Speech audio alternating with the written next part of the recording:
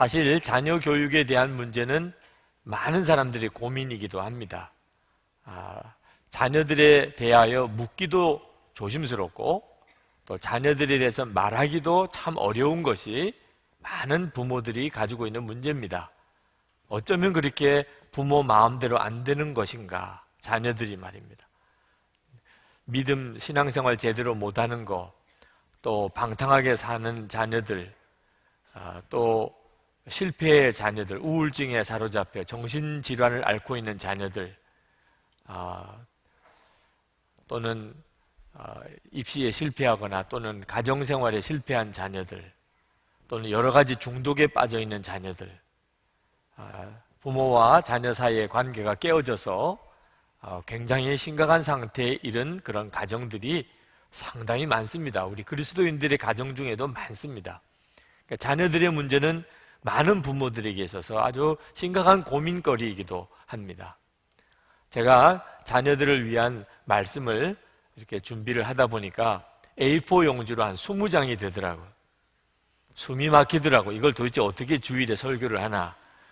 그래서 다 접어놓고 주님이 주시는 처음의 마음, 주님이 처음 주신 마음, 그 마음을 오늘 여러분과 같이 나누려고 합니다. 부모들에게 주님이 자녀들을 바라볼 때 예수님 바라보라 라고 하는 말씀을 주셨습니다. 이번 가정의 달 전체의 주제이기도 합니다. 예수님 바라보는 것이 부모가 자녀들을 잘 교육하는 완전한 답입니다. 오늘 그 말씀을 여러분과 같이 나누려고 합니다. 요즘 성도들이 가지고 있는 자녀 양육에 있어서의 고민 중에 하나가 자녀들에게 매를 대야 되나 아니면 자녀들을 있는 그대로 그냥 품어주기만 해야 되나 하는 문제에 대한 것입니다. 이 문제에 대해서 50대 이상 부모와 40대 이하 부모가 입장이 뚜렷하게 갈라집니다. 다 똑같은 건 아니지만 50대 이상 부모들은 매를 대어야 된다는 생각을 합니다. 매를 대어서라도 잘 길러야 한다. 아이들 버릇 가르치고 바로 기르려면 매를 안 댈 수가 없다고 생각을 합니다. 40대 이하 부모들은 생각이 좀 다릅니다. 꼭 매를 대야 될 이유가 뭐가 있나? 할 수 있으면 아이들을 품어줘야지.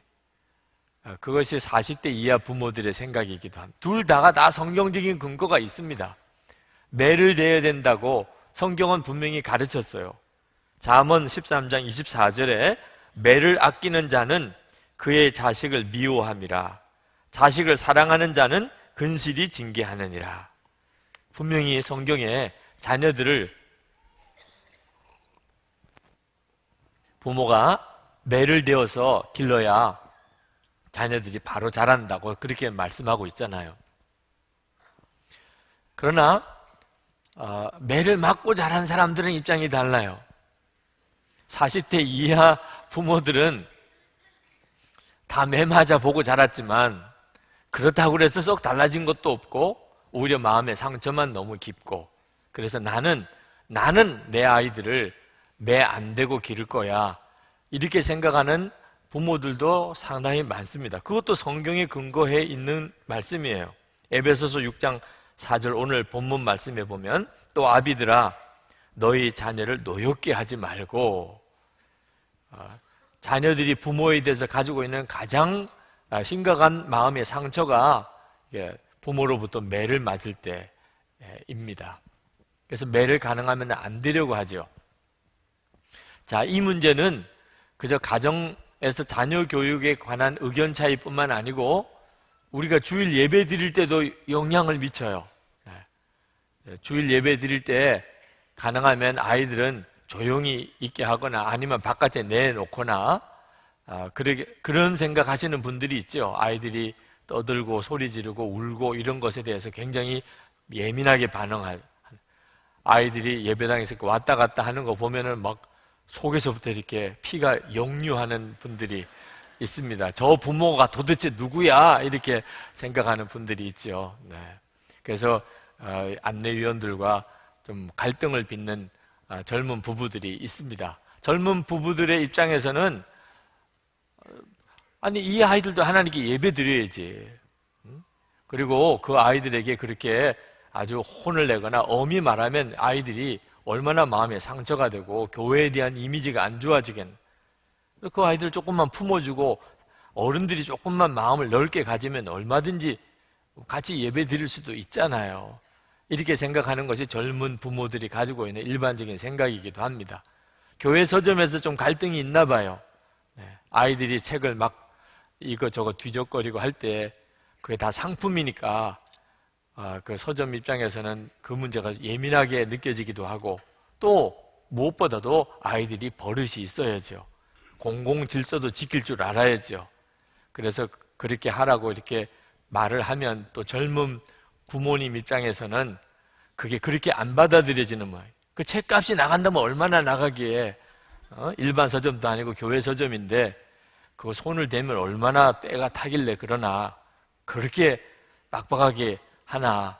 좀 너그럽게 받아주면 아이들이 상처도 안 받고 얼마나 잘 자랄 텐데 라는 생각을 하기도 합니다. 그러나 여러분, 오늘 우리가 정말 관심해야 되는 것은 매를 대야 되냐 안 대야 되느냐 하는 문제가 사실은 아닙니다. 정말 아이를 매를 대어서라도 엄격하게 잘 길러야 된다는 생각이 사회를 지배하던 때가 있었죠. 얼마 아니었습니다. 저도 그런 세대 중에 하나죠. 그때는 부모가 때리는 매를 사랑의 매라고 했습니다. 부모가 때리면 당연히 맞아야 하고 효자는 더 때려달라고 해야 된다고 생각했습니다. 네. 한 대 맞아서 될 게 아닙니다. 10대 때려주세요. 이렇게 해야 그게 효자라고 생각을 했습니다. 네. 부모가 뭐라고 말씀하면 자녀들은 토를 달면 안 되고 무조건 순종해야 된다고. 할 수 있으면 엄격하게 자녀를 기르는 것이 그 뼈대에 있는 좋은 집안이라고 그러던 때가 있었습니다. 그러나 그렇게 해서 결과가 무엇인가 하고 보면 많은 사람들의 마음에 부모에 대한 상처를 가지고 있단 말입니다. 매를 대는 일이 좋은 효과만 얻는 게 아닌 모양입니다. 자, 그러면 아이들을 있는 그대로만 받아주는 것은 잘하는 걸까? 정말 그 아이를 사랑하는 걸까? 그 점에 대해서도 젊은 부부들이 깊이 생각해야 됩니다. 나중에 가서 이제 아이들로 인하여 열매를 볼 때는 너무 늦었단 말입니다. 개와 고양이를 기르는 것에 대한 차이에 대해서 이런 이야기가 있습니다.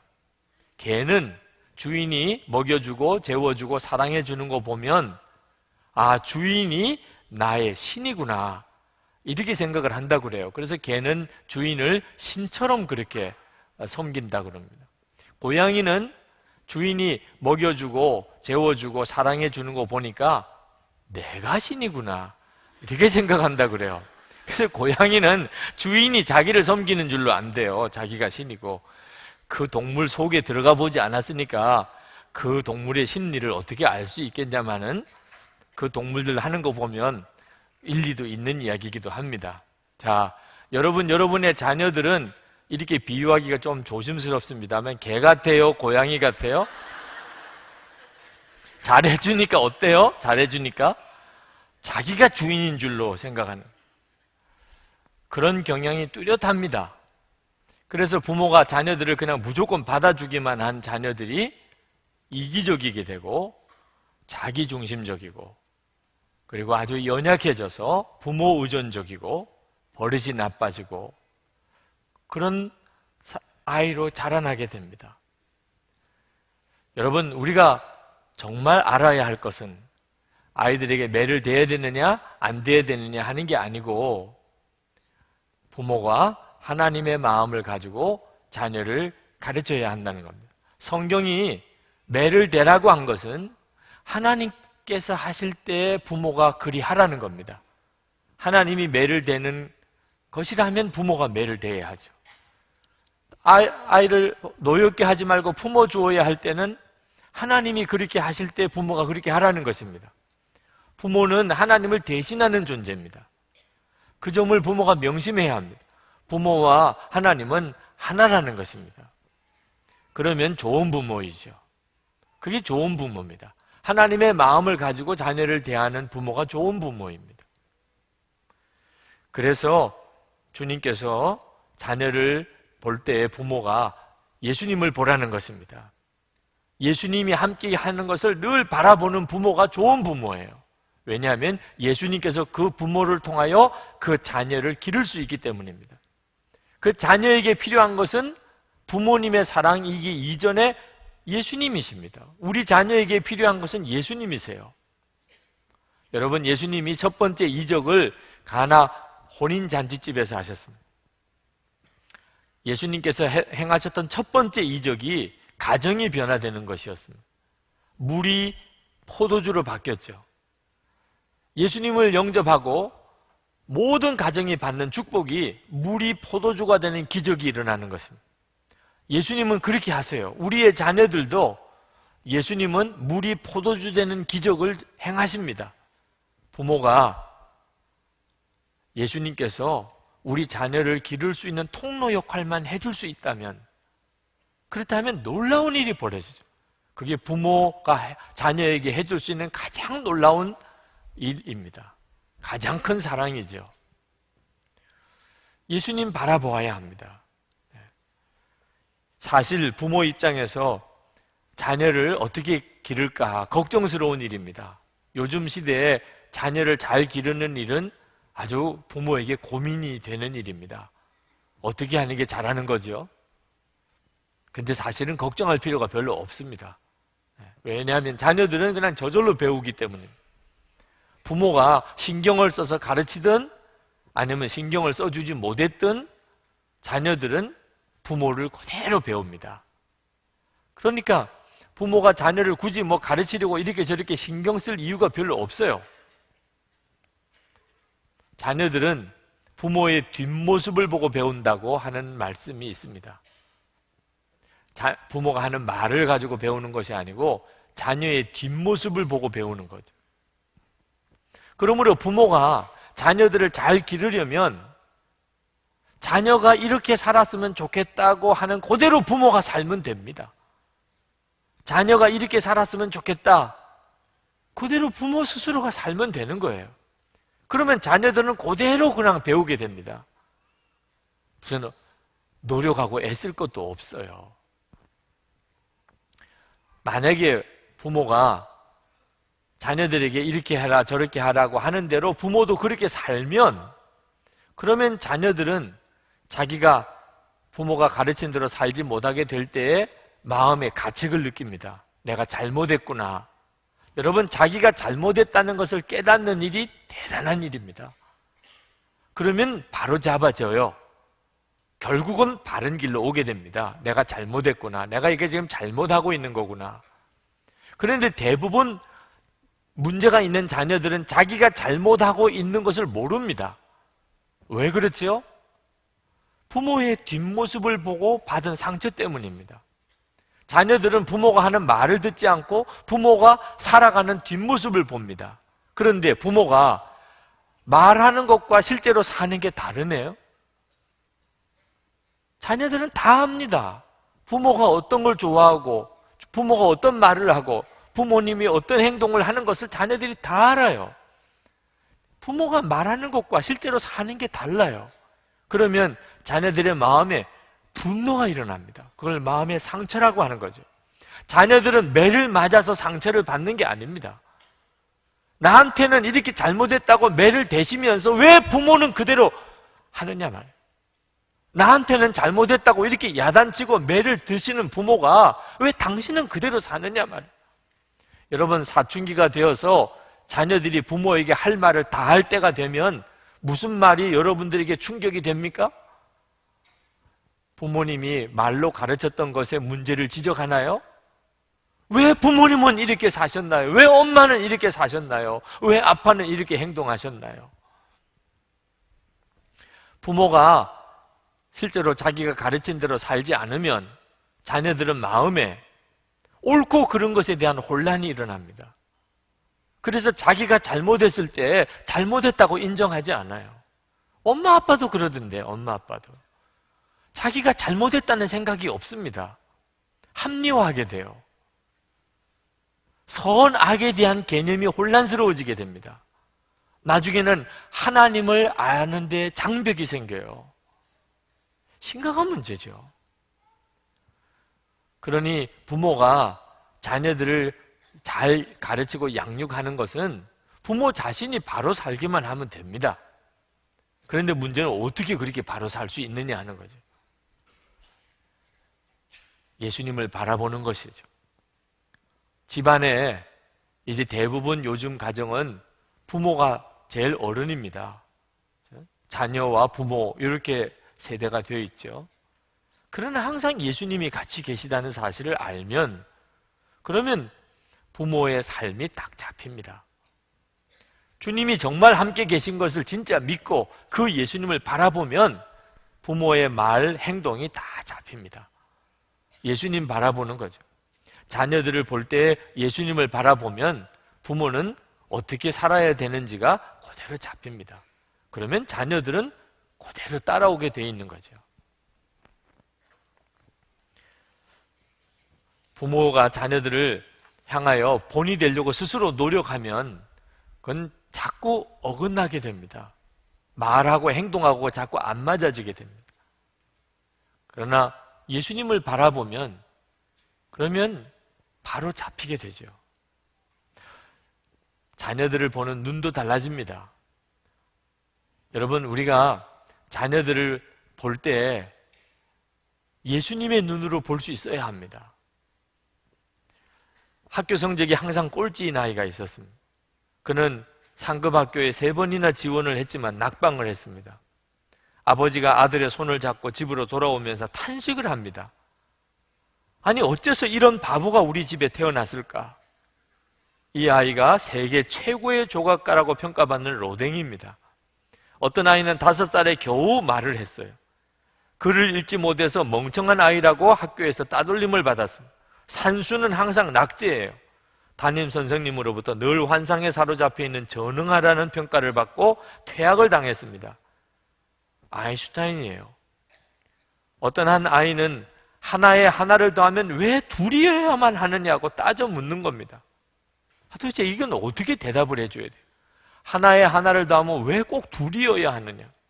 어느 날은 새끼 낳겠다며 온종일 오리알을 품고 있기도 해서 부모로부터 골치 아픈 아이가 된, 그래서 담임 선생님으로부터 도무지 가르칠 수 없는 문제아라고 낙인 찍혀서 13살 때 퇴학을 당한 이 아이가 바로 토마스 에디슨입니다.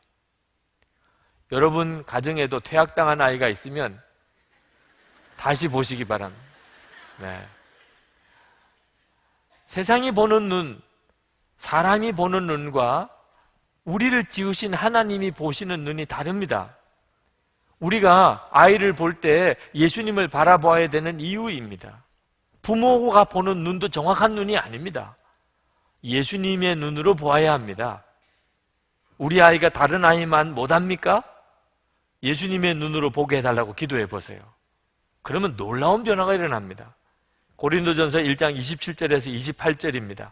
하나님께서 세상에 미련한 것들을 택하사 지혜 있는 자들을 부끄럽게 하려 하시고 세상에 약한 것들을 택하사 강한 것들을 부끄럽게 하려 하시고 하나님께서 세상에 천한 것들과 멸시받는 것들과 없는 것들을 택하사 있는 것들을 폐하려 하시나니. 여러분, 예수님을 바라보세요. 그러면 자녀들에게 갖는 세상적인 근심이 대부분 다 해결됩니다. 부모가 주의 교양과 훈계로 가르치라고 말씀하셨는데 그것은 아이들에게 예배드리자, 성경 읽으라, 기도해야지, 방 치워, 거짓말하지 마, 이렇게 가르치라는 뜻이 아닙니다. 그것은 잘못하면 율법주의가 될 수가 있어요. 율법주의가. 영이 다릅니다. 성령님과 율법주의의 영은 다른 영이에요. 그런데 안타깝게도 많은 가정의 부모가 자녀들을 그렇게 가르치는 것을 잘하는 것인 줄로 생각합니다. 부모가 정말 주의 교양과 훈계로 가르치는 것은 예수님을 정말 바라보는 것입니다. 우리와 함께 계시는 그 예수님을 바라보면서 아이들에게 가르치는 것이에요. 그때만 성령의 역사가 일어납니다. 영의 싸움입니다. 우리의 아이들은 지금 대부분 세상의 영에 사로잡혀 있습니다. 아이들 가만히 보세요. 이미 어린 아이부터 세상의 영이 그 아이를 이미 사로잡고 있습니다. 그걸 무슨 수로 아이를 바로 길러요? 하나님의 성령으로 부모가 충만해야만 합니다. 성령에 충만한 것이 예수님을 바라보는 것입니다. 사춘기 딸을 둔 엄마들 대부분 고민이 많지요. 어느 집사님도 딸 때문에 고민을 많이 했습니다. 유난히 성격이 까다롭고 고집도 세고 정말 키우기 힘든 아이였어요. 초등학교 다닐 때 항상 잔소리, 야단치는 일이 늘상 일상적인 일이었습니다. 딸이 중학교 들어가니까 노골적으로 더 반항이 심해집니다. 너무너무 힘들어서 하나님께 기도하는데 마음에 하나님께서 주시는 말씀이 이 집사님에게 충격이었어요. 너는 왜 나를 믿지 않느냐? 그 딸아이를 바로 기르려고 하는 것이 믿음이라고 생각했어요. 그런데 왜 너는 나를 믿지 않느냐? 그러고 난 다음에 집사님이 비로소 믿음이 아니었구나 하는 걸 깨달았어요. 딸아이에게 계속 야단치고 잔소리하고 딸아이와 싸우고 딸아이하고 관계가 깨어지고 그 딸아이 때문에 걱정으로 가득 차고 그 딸아이 때문에 낙심한 것이 믿음입니까? 이게 믿음이 아니에요. 내가 예수님을 믿고 살지만 딸아이 기르는 것은 믿음이 아니구나.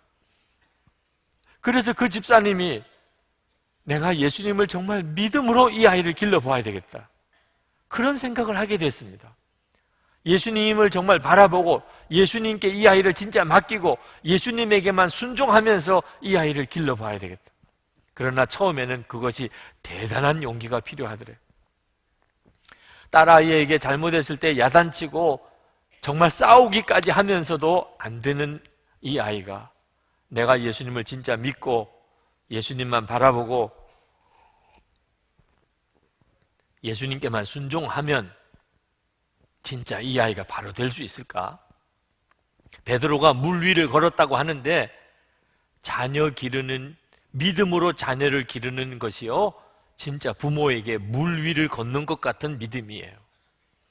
그 집사님이 그 딸아이를 이래도 안 되고 저래도 안 되니까 비로소 주님 항복합니다, 제가 주님을 믿고 해보겠습니다. 그리고 딸아이를 정말 예수님의 눈으로 보기 시작했습니다. 예수님이라면 어떻게 하실까? 예수님 어떻게 할까요? 그런데 우선 딸아이를 보는 눈이 열리는 거예요. 전에는 딸아이가 항상 잘못했다고 생각했어요. 얘는 왜 이럴까? 얘는 왜 이렇게 나쁠까? 근데 그게 나쁜 게 아니고 엄마와 딸과 성품과 기질이 다르다는 것을 알았어요. 이 집사님은 어릴 때부터 늘 윗사람이 말하는 것에 대해서 순종하는 사람이었습니다. 그래야 된다고 생각했어요. 그러나 창의성은 부족했어요. 누가 꼭 시키면 잘하는데 스스로 알아서 무엇을 하는 것에 대해서는 항상 어려워했어요. 근데 이 딸은 완전히 다른 겁니다. 이 딸은 누가 시켜서 하는 것은 죽기보다 싫어해요. 누가 시켜서 하는 것은 너무너무 소극적이에요. 재미가 없어요. 자기 스스로 해야 되겠다 깨닫고 결심하고 눈이 뜨인 것에 대해서는 너무나 창의적으로 잘하는 겁니다. 엄마인 나와 내 딸이 너무 다르구나, 하나님이 다르게 지은 것이구나, 깨달았어요. 그래서 아이에게 전에는 너무나 쉽게 이렇게 저렇게 이렇게 하는 게 이 아이에게 힘든 거구나, 스스로가 이렇게 해야지, 나 이렇게 할 거야, 그러면 너무 잘하는 아이인데 시키면 그때부터 하기 싫어지는 아이. 그래서 그 집사님이 그때부터 딸아이에게 이렇게 하라 저렇게 하라 하는 말을 하지 않게 된 거예요. 주님이 가르쳐 주신 거예요. 뭘 꼭 시키고 싶으면 기도하는 거예요. 하나님, 우리 딸 이거 하고 싶도록 해주세요. 이거 하고 싶도록 스스로 결심하게 해주세요. 엄마가 이렇게 저렇게 대화를 그냥 풀어가면서 은근히 유도는 하지만 절대로 이렇게 하라고 말은 안 해요. 학원 가는 거 공부하는 방법 전부 다 그 아이 스스로가 나 요렇게 할 거야 결정하고 하도록 그렇게 만들어 가기 시작했습니다. 뭘 잘못했을 때 섣불리 야단치지 않고 꼭 한 번 더 주님 바라보고 어떻게 말해야 되나요? 어떻게 말해야 되나요? 변화가 오기 시작하는 거예요. 아이에게 변화가 오기 시작하는 거예요. 학교 성적도 70점에서 75점 다시 80점으로 성적도 좋아지기 시작하는 겁니다. 너무나 흐뭇해하는데 이 딸이 중학교 3학년 되어서 엄마에게 고등학교 준비를 해야 되는 중요한 때인데 한 주간만 놀고 싶다는 거예요. 엄마 한 주간만 놀게 해줘. 딴 때 같았으면 턱도 없는 소리인데 주님이 마음에 그 순간에 그 딸아이의 소원을 들어주라, 한 주간 놀게 해주라 하는 마음을 주셔서 허락을 해주었답니다. 얼마나 힘들었는지 한 주간 동안 마음에 드는 게 하나도 없어요. 방에서 뒹굴고 늦잠 자고 음악 듣고 친구 만나고 컴퓨터 게임하고 하던 잔소리 야단이 목에까지 찼는데 참고 참다가 닷새째 이제는 진짜 폭발할 지경이에요. 그래서 그날 금식 하루를 했다는, 금식하지 않으면 도무지 말이 튀어나올 것 같아서 그 집사님이 그날 닷새째 하루 금식까지 다 했다는. 집사님의 눈에 딸의 한 주간은 무의미하게 정말 낭비해버린 시간, 그 이상도 그 이하도 아니었어요. 괜히 이 아이에게 놀게 해주었구나 후회도 되었어요. 드디어 벼르던 일주일 되던 날 딸이 외출해서 돌아오는데 예쁜 티셔츠 하나를 엄마 걸 사가지고 와서 선물이라고 주더래요. 그러면서 엄마는 날 3번 놀라게 했어요. 내가 일주일 내 마음대로 놀게 싶다고 했을 때 허락해 주지 않을 거라고 생각했거든요. 근데 허락해 주어서 놀랐고 사흘도 안 돼 엄마가 화내고 잔소리 퍼부을 거라고 생각했는데 그렇지 않아서 또 놀랐고 일주일 동안 공부 얘기를 한 번도 하지 않은 것도 놀랐어. 그래서 너무 좋았고 일주일 동안 딸이 엄마 시험한 거더라. 이래도 가만히 있을까? 이래도 가만히 있을까? 한편으로는 너무 당황스러웠지만 또 한편으로는 그 시험을 자기가 잘 극복한 것이 다행스럽게 생각이 들더랍니다. 난 엄마가 너무 고마워. 나 믿어줘서. 그리고 엄마가 너무 좋아. 일주일간 정말 신나게 놀았어. 이제 열공 모드로 바꿀 거야. 그리고는 애가 확 바꿔졌어요. 이제는 공부해야지. 이렇게 마음을 딱 잡으니까 자기 스스로 이렇게 잡아서 하는 것을 좋아하는 애들은 그렇게 해줘야 한다. 만약에 내가 화를 참지 못하고 닷새째 날 정말 폭발해버렸다면 결코 들을 수 없는 말을 듣고 눈물로 간증하는 집사님 간증을 들었습니다. 자, 예수님 바라보는 것이 부모를 사실 구원해 주는 것입니다. 자녀 교육 우리에게는 무거운 짐이에요. 그렇지만 사실은 그렇지 않습니다. 예수 믿으면 우리는 온전히 구원받죠. 부모가 자녀 교육하는 것도 똑같아요. 모든 영역에서의 구원입니다. 예수님을 바라보는 것 이외에는 우리가 할 수 있는 게 없어요. 우리가 예수님을 바라보면 우리 가정에 흐르는 저주 같은 쓴뿌리가 끊어집니다. 많은 사람들이 부모 그 윗대서부터 흘러내려오는 쓴뿌리를 이어받고 있어요. 우리가 그냥 하늘에서 뚝딱 떨어졌습니까? 다 우리 조상들의 마음으로부터 흐르는 쓴뿌리를 다 이어받고 있는 겁니다. 우리의 부모님은 또 그 부모님으로부터, 또 그 위의 부모님으로부터. 자기 대에서 좋은 가정의 전통을 만들어가는 사람과 위로부터 좋은 가정생활의 유산을 물려받은 차이는 엄청나요. 내 때에 좋은 가정의 전통을 만들어가는 사람은 보통 힘든 게 아닙니다. 그러나 어떤 사람은 부모로부터 좋은 가정의 전통을 물려받은 사람이 있습니다. 그 말은 부모님이 행복하게 살아요. 부모님, 엄마, 아빠가 너무 사랑하고 살아요. 집안에서 늘 웃음꽃이 피고 살았어요. 그렇게 어린 시절을 보냈어요. 이런 사람은 본인이 가정을 꾸려서 살 때 서로 사랑하고 웃으면서 그렇게 사는 거 어렵지 않아요. 왜? 그렇게 유산을 받았으니까. 그게 자연스러워요. 그런데 가정에 서로 부부가 싸우고 엄마 아빠가 싸우고 아버지가 폭력을 행사하고 늘 집안에 기쁨이 없고 이런 가정에서 자란 아이들은 어른이 되어서 기쁨으로 살려고 그러고 사랑하며 살려고 그러고 가족들이 하나 되어 사는 일이 보통 어려운 일이 아닙니다. 속에서 부글부글 끓는 게 다른 게 부글부글 끓고 있기 때문에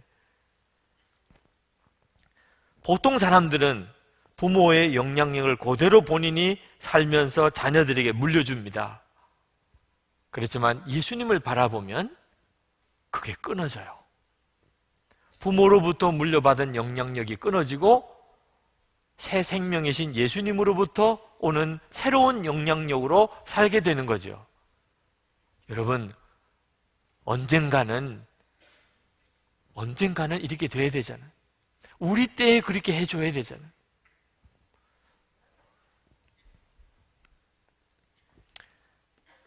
어느 가정사역을 하시는 목사님 결혼 생활은 굉장히 어려웠답니다. 사모님과의 관계 굉장히 힘들었대요. 이유는 아버지 때문이었습니다. 아버지는 딴살림 차리고 살면서도 집안에 와서는 얼마나 위세가 당당한 분이었는지 어머니에게는 폭언과 폭행을 하시고 자녀들에게 폭행을 하시고 그러던 아버지예요. 그 아버지로부터 폭력성과 또 자녀들에 대한 무관심의 쓴뿌리를 이 목사님도 그대로 물려받은 거죠. 아내를 사랑하고 아내와 하나 되고 자녀들에게 사랑을 표현하는 일이 너무너무 힘들다는 거죠. 그러나 이 목사님 내외가 가정생활을 완전히 새롭게 한 것은 이 쓴뿌리를 우리는 고통을 당하지만 자녀들에게 물려주어서는 안 되잖아. 우리 아이들, 딸 둘이 있는데 이 딸들에게 물려줄 수는 없잖아. 그래서 목사님 사모님이 정말 각오하고 이를 악물고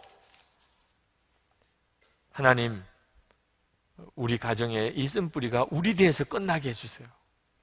그래서 굳은 인상을 억지로라도 펴고 그리고 아내와 아이들을 안아주는 일을 억지로라도 하고 손을 잡고 걷는 일을 어색하기 짝이 없지만 하고 가정 안에 부모와 자녀 사이가 서로 평등하고 사랑하고 화목하는 일을 위해서 십자가를 통과하면서 주님이 이루어 주시는 경험을 했다는 거예요. 그 덕분에 그 목사님의 딸들은 엄마 아빠가 세상에 가장 행복한 부부인 줄로 그렇게 생각을 한대요. 그 내면의 고통을 그 아이들은 알 수가 없죠. 왜? 그 아이들의 눈에 보기에는 언제나 엄마 아빠는 손잡고 서로 사랑하고 스킨십하고 서로 사랑한다고 말하고 서로 웃고 그랬던 분들이니까.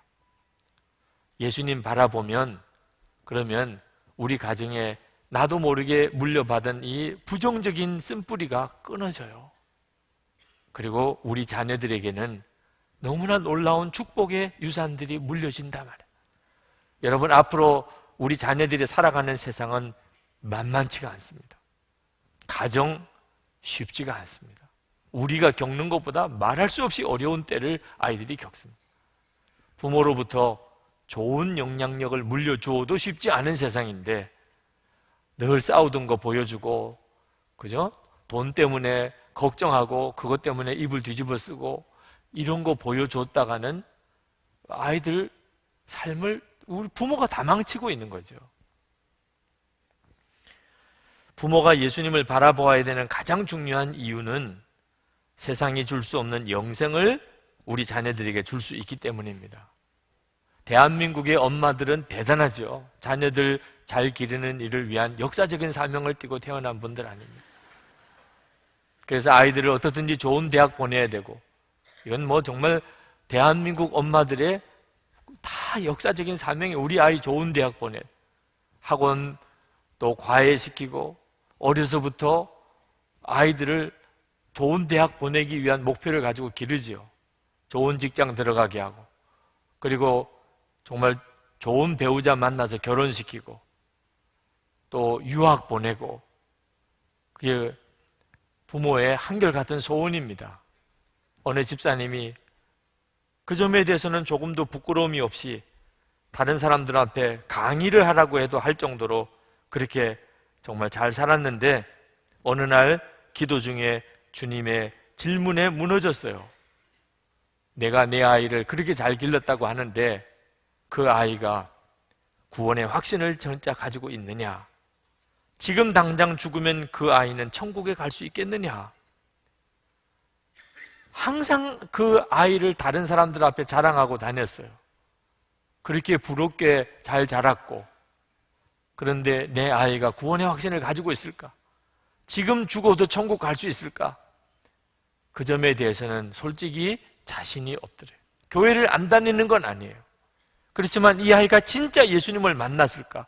정말 십자가를 통과했을까? 이 아이의 아들, 며느리 정말 성령 체험했을까? 주님 앞에 섰을 때 주여 주여 하는 자마다 다 천국 가는 게 아니라고 했는데, 꼭 내 아이들은 주여 주여만 하고 형식적으로만 예수 믿는 그 아이 같으더라는 거예요. 가슴이 그냥 철렁 내려앉더래요. 내가 정말 자녀를 잘 기른 걸까? 내 아이에게 세상에 잘 되는 것보다 더 중요한 영생을 심어주지 못했는데 내가 진짜 잘한 걸까? 하고 그가 고백하고 회개했다고 하는 말을 들었습니다. 여러분은 자녀들에게 영생의 축복을 심어 주었나요? 여러분이 교회 다니니 아이들이 구원의 십자가의 복음을 한 번쯤은 들어보았겠죠. 교회 데리고 와서 어린이부, 중고등부 보냈으면 아마 거기서 복음을 들어보기는 했겠죠. 그러나 그 아이가 진짜 구원받은 영혼인지는 부모가 아는 겁니다. 집에서 아이를 보면 내 아이의 영혼이 구원받은 영혼인지 아닌지를 부모가 압니다. 그 점에 대해서 여러분은 자신이 있습니다. 어떻게 해야 그 아이들의 영혼을 구원할 수 있지요? 오늘 심각한 마음을 가지고 집에 가서 너희 다 앉아봐라. 그리고 사형리 꺼내서 다시 그 아이에게 가르쳐주면 다 하품해요. 들어도 수십 번 들었던 이야기예요. 복음을 교리로 듣지 못해서 구원 못 받은 게 아닙니다. 예수 잘 믿는 부모의 자녀들은 들어도 수십 번 들었어요. 그러나 그 영혼은 아직도 구원 못 받을 수 있어요. 왜? 살아계신 예수님을 못 만나서 그런 거예요. 살아계신 예수님을 못 만났기 때문에. 교리로는 알지만 그 교리의 주인공이신 예수님을 못 만났어요. 그러므로 부모가 자녀에게 해줄 수 있는 가장 큰 축복은 지금 부모가 만난 그 예수님, 항상 바라보는 그 예수님, 그것을 자녀들에게 간증해 주는 것입니다.